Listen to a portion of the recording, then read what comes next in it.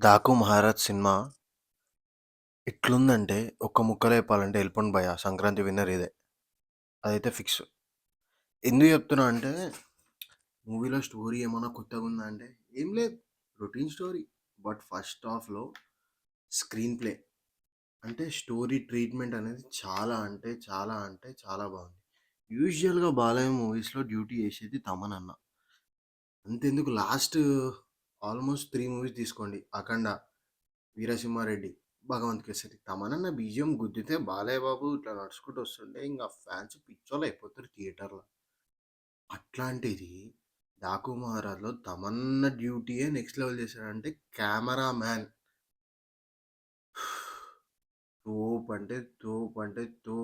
తోపు. అసలు camera work ఈ సినిమాలో సూపరుంది. 'జైలర్' సినిమాటోగ్రఫర్‌ని తీసుకొచ్చాము అని మన నాగవంశి గారు, బాబీ గారు సినిమా కొత్త కలర్‌లో కనిపిస్తది అని చెప్తే నేను ఓకే. Let's watch.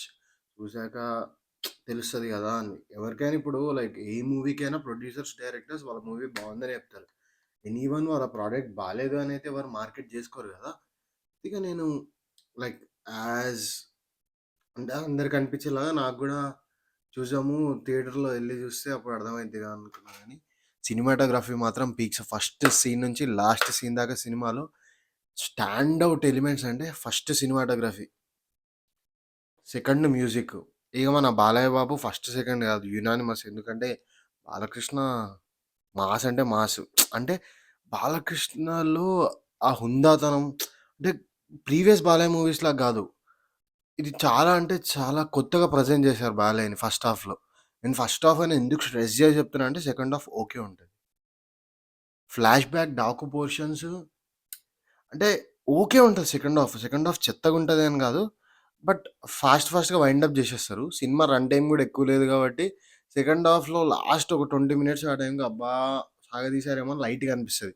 అది ఓవర్ ల్యాగ్ అని చెప్పలేము గానీ అనిపిస్తది. బట్ ఇంటర్వెల్ సీన్ అరాచకము అసలు 'బాబీ డియోల్' ఎంట్రీ గూడా క్రేజీ ఉంటది. బట్ 'బాబీ డియోల్' ఎంట్రీలో ఉన్నంత ఆ హై తర్వాత ఆ క్యారెక్టర్ క్యారీ అవ్వలేదనిపించింది. బాలయ్య సినిమాలో విలన్స్ అంటే ఎలా ఉంటారిగ విలన్స్‌కి పెద్ద ఇంపార్టెన్స్ లేదు. బట్ ఒక ఇంటర్వల్ దగ్గర ట్రై చేశారు. కొంచెం కత్తిపోట్లు, బుల్లెట్లు తర్వాత మళ్ళా బాలయ్య హాస్పిటల్ నుంచి లేవడం. అది కొంచెం బావుంది.